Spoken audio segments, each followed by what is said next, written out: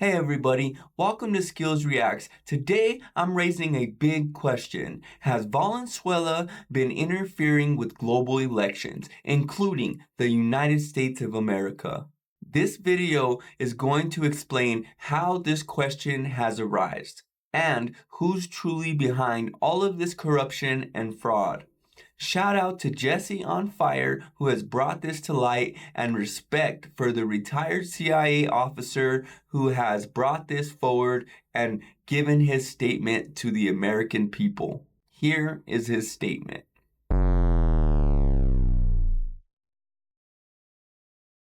My name is Gary Burnson. I'm a veteran of the United States Air Force and a retired senior operations officer and chief of station of the Central Intelligence Agency. For over 3 decades, I served in the U.S. national security apparatus in various capacities.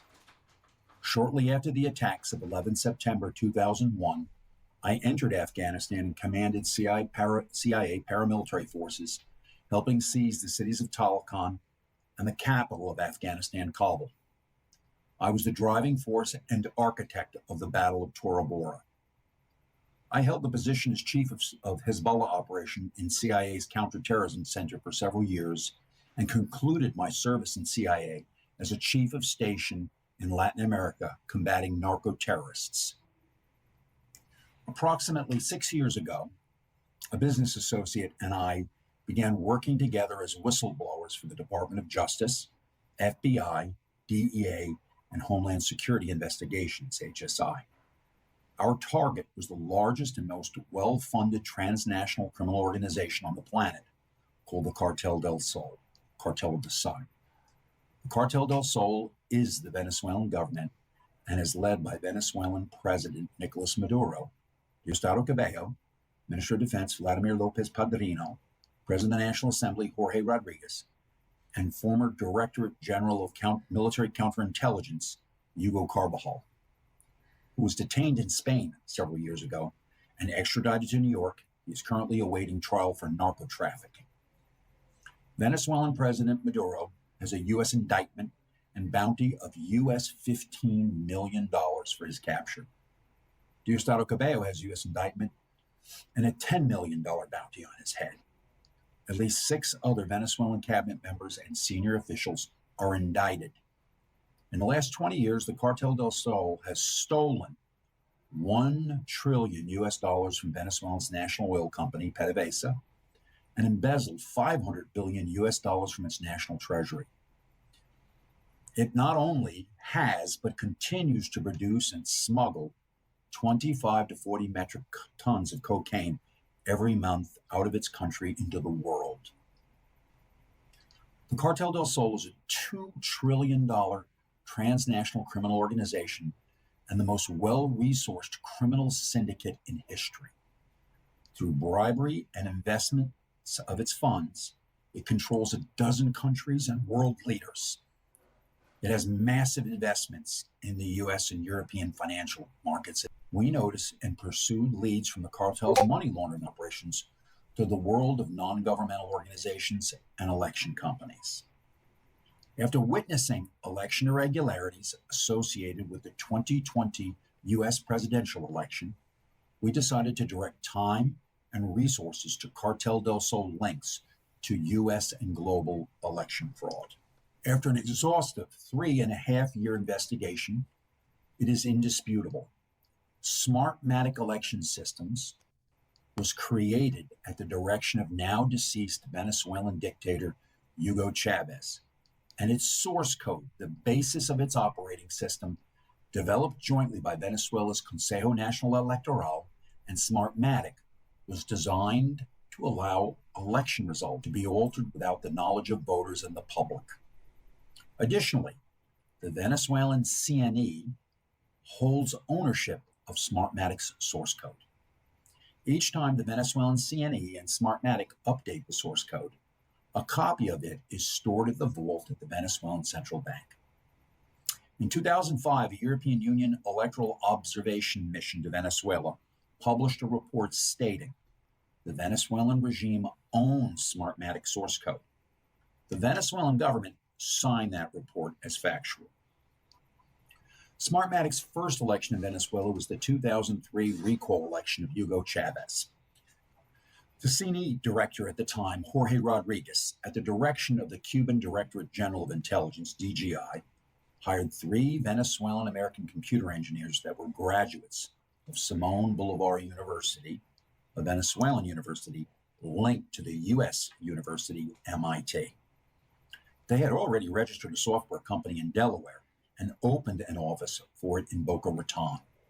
The engineers, Antonio Mujica, Roger Peñate, and Alfredo Anzola, established Smartmatic at the direction of the Venezuelan regime, built the source code, and flew off to Italy to buy lottery machines from Olivetti to serve as election hardware.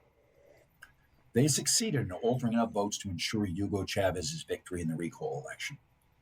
Secure in power, President Chavez decided to weaponize this capability beyond Venezuela's border. Smartmatic would enter into the U.S. election market in Cook County, Illinois, and the state of New Jersey for Democratic Party primary races in 2006.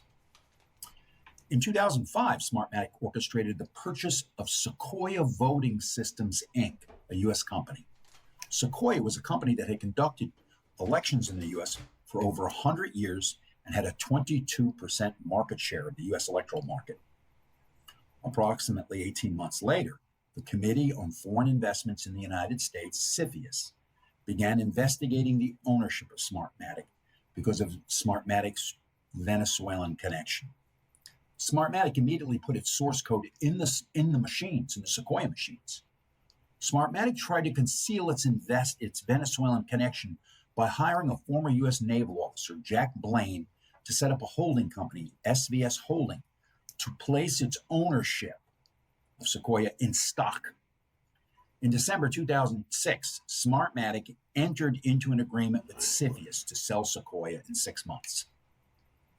Antonio Mujica, one of the 3 original founders, then found a little-known election company in Toronto, Canada, Dominion Election Systems, that had only managed one small local election in Toronto. He arranged for Dominion to purchase Sequoia. Dominion, owned by John Polis, with that purchase of Sequoia, would inherit the licensing agreement for Smartmatic's source code, the source code owned by the Venezuelan regime, i.e. the Cartel del Sol. To be clear, Smartmatic and Dominion would ultimately sign an agreement that provided Dominion with the U.S. market and Smartmatic the international global market. The only 2 exceptions are that Smartmatic does elections in Los Angeles County and Puerto Rico. Puerto Rico was an issue they ultimately settled in court. In Caracas, in a building owned by the CNE, the Consejo Nacional Electoral, more than 100 software engineers, half from the CNE and half from Smartmatic, worked side by side. Their effort for more than a decade was to perfect the techniques of altering elections and defeating audit. In 2018, Smartmatic publicly, and with the approval of the Venezuelan regime, broke with the regime, the Cartel del Sol, because the Venezuelan CNE's theft of an election was so egregious. The techniques of the source code and machine operate and conceal a theft of an election when the spread of the candidates is between up to the 3 to 5 percentage points. As sophisticated as the machine is, it can be defeated with significant turnout against it. The recent 2024 election in Venezuela was also so blatantly stolen, and the machine could not conceal that massive spread either. In its place, a company called XClay took Smartmatic's place as the election provider in Venezuela.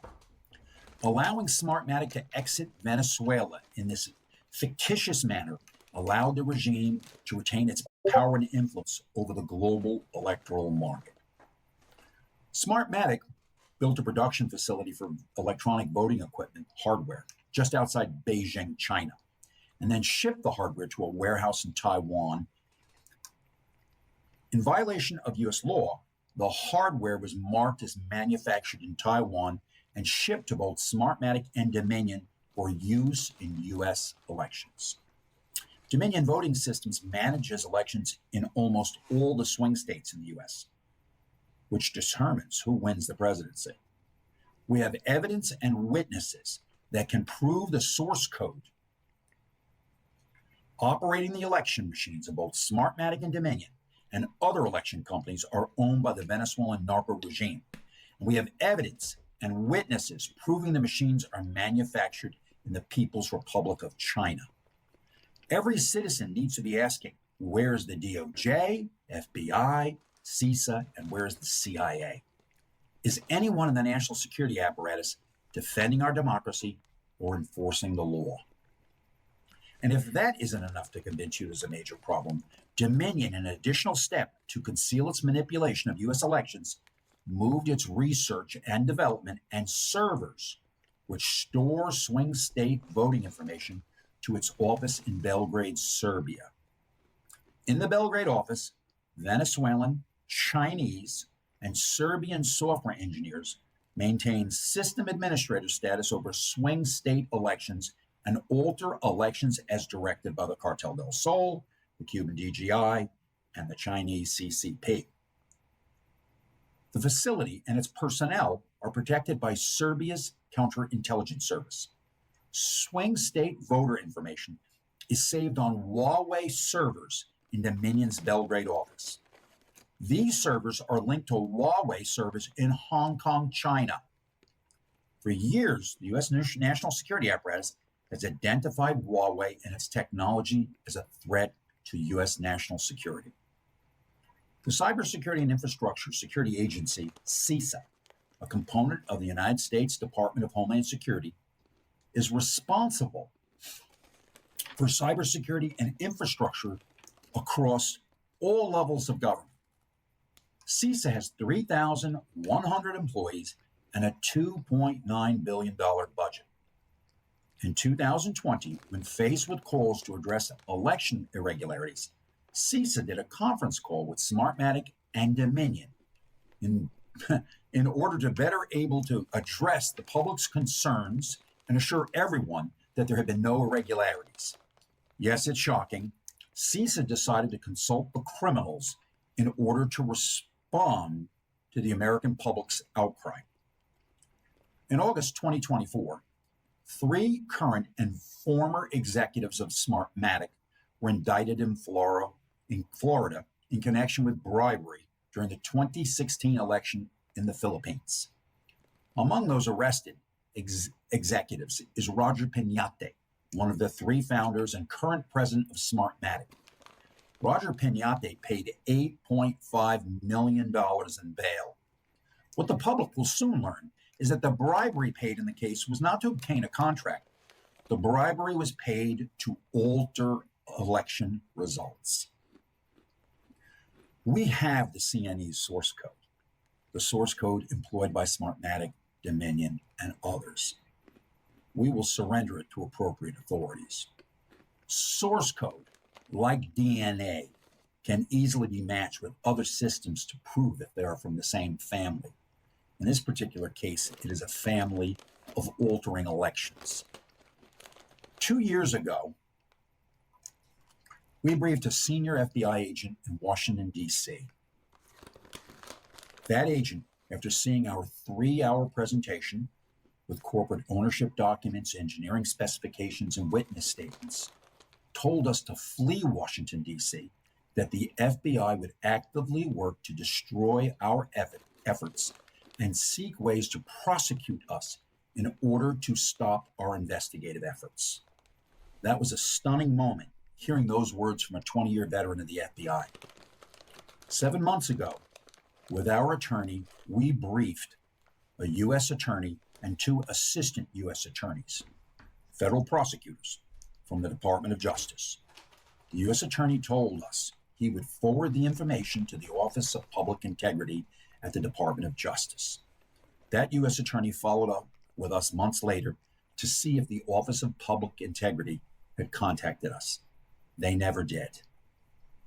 Smartmatic, Dominion, and their media allies will immediately point to the fact that Fox News settled with Dominion, paying U.S. $787.5 million, and that Newsmax just settled with Smartmatic this past week in a defamation case as evidence of Smartmatic and Dominion innocence. In Fox News against Dominion, we briefed Fox News trial attorneys. Our lawyers were present when we did that. Fox News corporate officers refused to be briefed directly for that case. They wanted plausible deniability.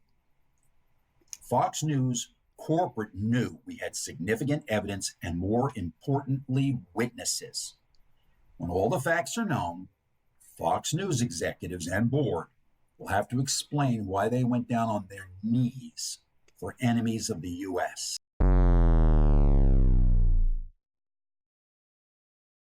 All right, so let me know what you guys think.